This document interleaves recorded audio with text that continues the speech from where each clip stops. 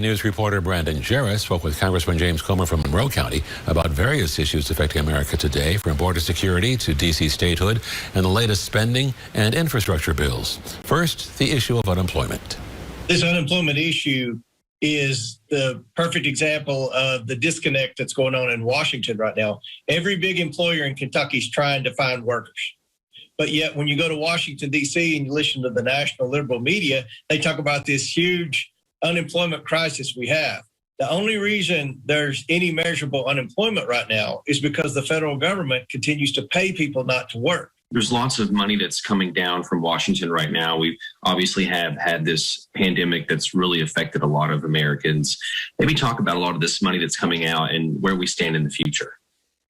It's terrible what's coming out of Washington, D.C. from a spending standpoint.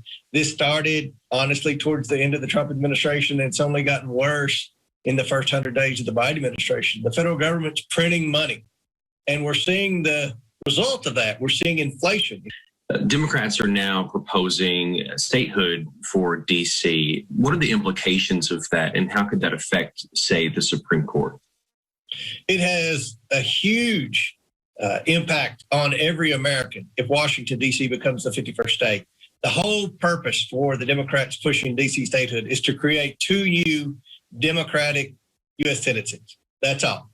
Two new Democratic U.S. Senate seats. That will have an impact on the Supreme Court, because when they get two new Democratic Senate seats, then they can pass legislation to stack the Supreme Court.